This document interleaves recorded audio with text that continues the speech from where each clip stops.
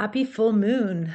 I'm KamalaDevi, and I just wrote and delivered a whole new presentation on my book, Poly Playbook. And I wanted to share with you one of the highlights because it's something I've been working on for like 20 years. As you may know, I am the author of 7 books, and one of them's on polyamory, like pearls and cartoons, and it's a fun book.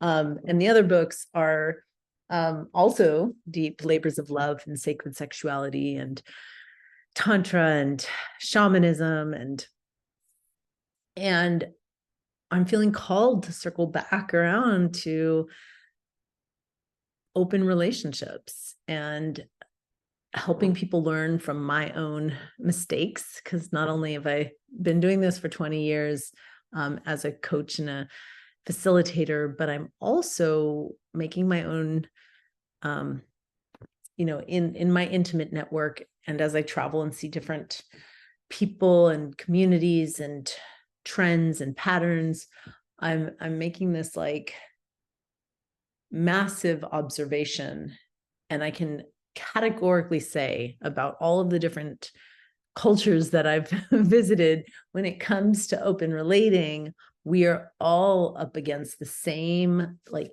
essential fracture. Like there's a conflict at the core of this path. And I want to offer you this metaphor, which isn't just a great, teaching device, but also a tool. It's a paradigm shift, really. And so, as you obviously know, we have many different parts, and it's been, described that we have 2 brains. There's the lizard brain with the fight, flight, freeze, and then there's the prefrontal cortex with the rational thought and future forecasting, and then that's been, it's way more complicated than that. But there's heart and there's head, and there's different ways of dividing the various parts. And we're going to talk specifically about the topic of theory versus practice. So the 2 parts that are split throughout the land is that there's the theory of polyamory, love is limitless. And then there's the practice, which is we are finite beings incarnated into mortal bodies, and time and space and money and resources and are all very limited. And so that's one example of how, there's the theory and then there's the practice. Practice is also affected, obviously, by programming and our own wiring and our role modeling. And like, there's lots of ways in which our animal body gets really activated. And it totally separates from like the lofty utopic ideals that we have. So the metaphor is the monk and the monkey. So if you'll imagine going with me to the heights of the Himalayas, where we find in a monastery, very serene setting, deep meditative, disciplined monks. And we have one example of a monk who is so committed to love, like taking a vow of the highest form of love. And the universe gives us spiritual teaching, which is like, okay, it's easy to be in love when you're on a mountaintop and there's no distractions. But what about expressing your love to, in relationship? And of course, monks having taken vows of celibacy aren't going to go into relationship, but the universe provides them with a orphaned monkey to take care of. Now, being charged with the care and feeding of a monkey is like a deep spiritual commitment that this monk says, okay, yes, I'm going to become like life partners and learn how to integrate and learn how to understand this monkey who, at times is infuriatingly rebellious and goes off and wants their freedom and does their own things. And at other times might be absolutely clingy and insecure and needs attention.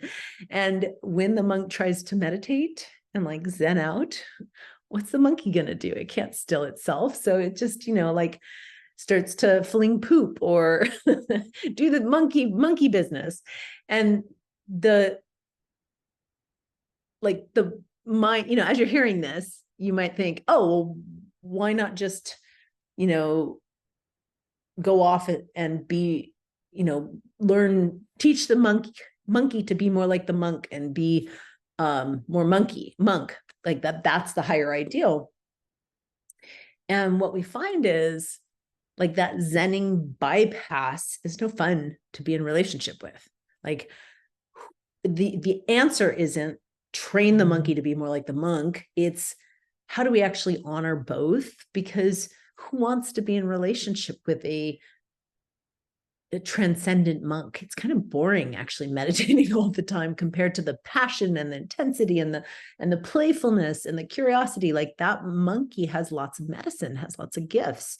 And so the deep true answer is like how to hold both, how to find a relationship between them so that the monk becomes more playful and more engaged in life. And then the monkey becomes more disciplined and has more patience and sees the bigger picture. And so big part of this new relationship is an integration. It's actually like a synthesis. It's not a going to one side or going to the other.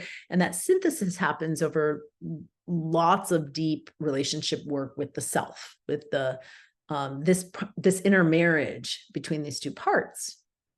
And that part, I don't want to minimize it. It's like I'm talking about our hardwiring, our animal biology. I'm talking about our nervous system. I'm talking about our wounding, as well as like, this greater non-physical part of us that's, for many of us, like that's our true center of gravity. And like, how do we really expand our center of gravity so that it includes both? Because when we do that, then we can be in relationship with another, and another has a monk and monkey of their own. Like that other relationship can sometimes, like if we get triggered and activated and they get triggered and activated, then no matter what our relationship agreements are over here, our monkeys are like totally tearing at each other's eyeballs, and it's like ugly and messy. And it's like, no, actually, if I'm integrated here, I can be met by other integrated beings.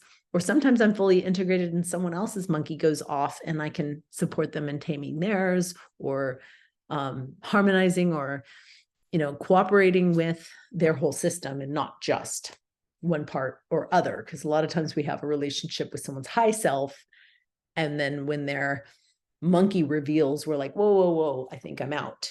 Like, how do we be in relationship with our whole self and another whole self? And that's just to exponentially, magnify that towards every other relationship. It's so valuable if everyone's really in the practice of deepening that inner marriage. So this is a very powerful metaphor, tool, way of holding yourself and your work. And it's the key through line of my new book, which I'm really excited to be not just like launching and announcing, but actually workshopping. I will be holding another one of these open house, like preview calls in a couple of weeks. And that's, you're welcome to come to that. It will introduce 6 different dimensions. As we open our heart, there's like 6 different dimensions that I want to, invoke in that call. And it's just a preview of that, because for those who want to go deeper and they want to close the gap between the theory and the practice, it actually takes work, and it takes weeks of work. And that's why I'm doing a 6-week course called Poly Playbook, the 6-week series. And that's going to be a closed group that involves work, like homework, home play, picking different practices and rituals, and we'll be doing that together in that group, so that it's not just, oh, just a drop in and learn. It's actually, how do you take the learning from the head theory down into the vibratory core of who you are, so that it's integrated as you move into your relationships. So I hope that you want to join me for the preview, join me for the 6 weeks. Let me know if you have questions. I will have a live Q&A at the 6 week, or at the next call, and, or, feel free to put your questions in the comment here. And I look forward to connecting with you at the next lunation. Blessings.